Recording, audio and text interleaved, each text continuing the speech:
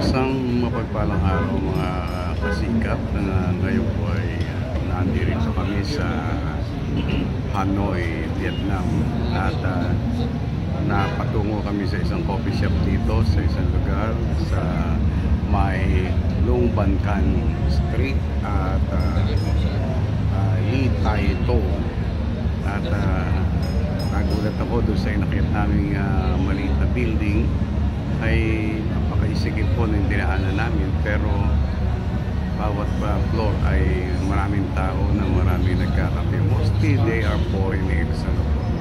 Kaya ako po'y nagulat. So, ngayon ay aking dalawang apo na si Christian at si Ina, aking may bahay, yung balikod, si JR po at yung kanyang kaibigan. At kami po ay nasubukan namin magkape rito.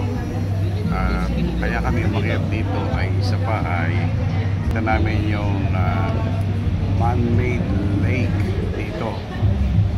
Actually malaki po ito at napakaganda, napakaraming puno sa gilid.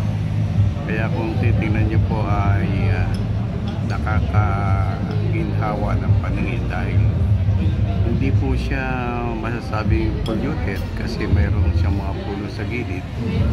Hindi po natin alam kung ano talaga story nito, pero sa nakita po natin man-made po itong lake na ito. Kasikap ito yung itaas na yung coffee shop na aming inakyat. Tingnan nyo, puro dikit yung wall, mga messages, mga mensahe, mga dialect, iba-ibang ayan o, kung mapapansin nyo, puno yung wall. Hindi na nila kailangan pinturahan pa yung wall nila dahil punong-puno ito ng dikit, no? Kakaiba. Mga kasikap, ito yung sinasabi kong hagdan na napakasikip na inakyat namin kanina. Yan ay mataas, no? Hindi ko alam kung anong floor ito nga pinalalagyan. Yan, dire-diretso ako.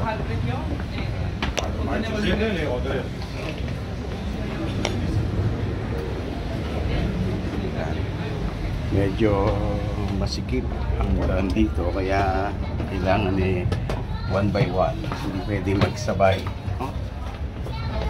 At kailangan ang steps mo rito ay maayos.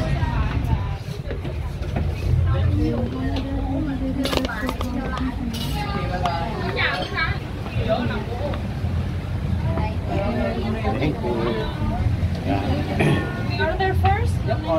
Sa wakas. Thank you. Thank you. Nakalabas din ako sa masikip na coffee shop, ano? Okay. Ito yung Long Ban Can Street. Kung mapapansin nyo, very busy ang street na ito. Can I take you a video? Okay. Hello. Say hello. Hello, you want to try some coffee? She's a very beautiful lady. Ito yung coffee shop nila na kung titingnan mo ay napakaliit, pero sa totoo lang sa itaas nito ay ang daming tao. 1, 2, 3, 4, 5 hanggang 5th floor. Maliit lang siya, pero lahat ng tables ay you have to wait para ikaw ay maupo, ano? Yan, ito yung street na lalo daw sa gabi ito ay puno. May mga yung mga sa gabi doon ay mayroon doon mga gilid na talagang may mga tables at mayroong mga umiinom ng beer. Ayun, kamukha noon yung Trung Ham Tong Tin Ban Ho Hoa Ho Goaum. Actually dyan sa labas na yan ay ayun, doon mayroon ng mga maliit na upuan. Mamaya daw ay punong-puno ito. Parang ano siya, naranasan ko na ito sa Taiwan, no? Yung street food. Yan, doon yon. Ayan, ito mga customer nila to. Kaya dami-dami nilang customer. Ito mga karoskas, ayan, oh, may mga maliliit ng silya na nakikalat dyan. Ibig sabihin maglalagay sila dyan mamaya ng paninda. At mapupuno na rin ito mamaya. Ayan, ayun, doon tayo galing. Imagine, ano, o sa taas niya, no, dyan tayo nakarating kanina. Ayun, makipot siya, maliit, pero actually ang daming customer. Siguro dahil masarap ang kanilang kape, kaya siguro pinupuntahan ng mga tao.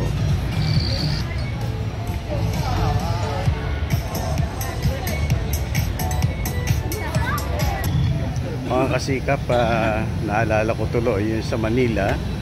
Kapag nandun tayo sa Manila, ang nakikita natin ay ganitong lugar ay ang Binondo. Ang Binondo ay laging matao kasi maraming establishmento. Kaya ang tao ay makikita mo naglalakad na kamukha rin ito.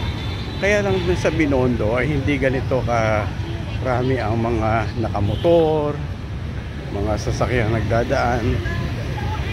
Dito puro taxi, kotse at saka mga motor ang makikita mo.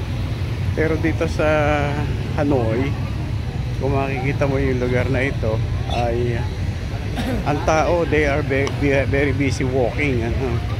Mostly naglalakad ang tao, hindi yung nakasakay. Pero pagka nakasakay, yung mga taga-taga rito lang yan. Especially yung mga nakamotor. They are only from Hanoi, Vietnam, within the city, no? Yan yung man-made lagoon na napakalaki. Hindi ko alam kung maraming sasakyan dyan, pero sa palagay ko maraming isda. I mean, sa palagay ko maraming isda dyan kasi fresh ang tubig, hindi naman salty water yan.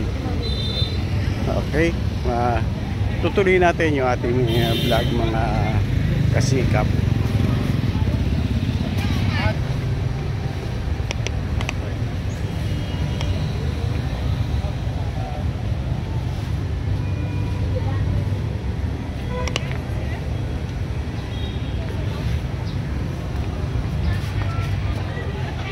Ito na mga kasikap yung aking nababanggit kanina na ang bangketa ay naokupahan na ng mga paninda, no? Maraming hanap buhay sila rito na kapag ganitong gabi na ay nasa bangketa na sila. Yan, ito marami pa kasi nasa mga offices siguro ito kasi wala pang masyadong customer yung mga establishment. Kaya possible na ito ay mga nag-opisina pa. Dito sa Hanoi mga kasikap, hindi ko alam kung sa buong Vietnam ito, na ang kuryente nila dito ay wala sa taas, ano? Puro underground. Kaya wala kang makikita rito ng mga linya ng kuryente na nasa taas. Ang makikita mo dito, ayan, kumukha niyan pa ilan-ilan, mga internet yan. Hindi yan kuryente. Yan ay linya ng internet. Kaya isa doon sa ay pagmamalaki nila ng kanilang kalye malinis. Wala kang posting makikita, wala kang mga kuryenteng makikita sa sabit-sabit. Yan pa ilan-ilang mga linya ng internet, mga kasikap.